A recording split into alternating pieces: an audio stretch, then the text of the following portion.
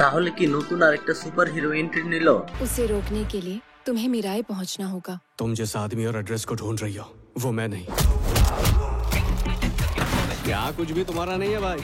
Hello guys, এক্সপ্লোরেশনে আপনাদের সবাইকে স্বাগত। সুপার হিরো তো ফিল্ম ইন্ডাস্ট্রিতে ভরে পড়ে আছে। Krrish 4 on the way, Brahmastra 2, flying Jatt, এই জেট্রে চাইলে ইগনোরও করতে পারেন।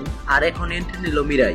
হনুমান টাইটেল খেলত তেজা সাজা, এখন মিরাই। সাম্প্রতি ট্রেলারটি পাবলিশ করা হয়েছে। ট্রেলারটি দেখে যা বুঝতে পারলাম, মুভিটি হিস্ট্রি রিলেটেড হবে, সাথে পুনর্জন্মের স্টোরি থাকবে। 3 মিনিটের ট্রেলার, সবই যেন বলে দিচ্ছে ট্রেলারই। আমরা দেখতে পাচ্ছি ধর্মগ্রন্থের রক্ষক হলো মিরাই। তেজাই যে মিরাই এটা তার মনে নেই, ধর্ম সংকটে আছে। মিরাই যেমন সুপার হিরো, তাকে কাউন্টার করতেও তো একটা ডেভিল থাকা লাগবে। তার জন্য মনোজ কুমার মাঞ্চু ব্ল্যাক সাওয়ার ক্যারেক্টারে থাকবে। দুইজন আমনাসামনি ফাইট খুবই ভয়াবহ হতে চলেছে। ট্রেলারে আমরা আরো দেখতে পাই অসাধারণ বিএফএক্স এর কাজ, কালার টোন, সিনেমাটোগ্রাফি, নিঃসন্দেহে চোখ ধাঁধানো। তো যাই হোক, মিরাই মুভিতে আরেকজন গুরুত্বপূর্ণ ক্যারেক্টার শ্রিয়া সারান, যাকে আমরা লিড হিরোইন রোল করতেই সবসময় দেখি, বাট এইবার গুরুমায়ের রোল পালন করবেন। এটাই দেখার বিষয়, ইয়ং গুরুমা তার ভক্তদের কি চমক দেয়। তা দেখতে হলে 12 সেপ্টেম্বর মুভিটি হিন্দি ডাব থিয়েটারে আসতে চলেছে, আপনাদের দেখে নিতে হবে। তো গাইস, সুপার যোদ্ধা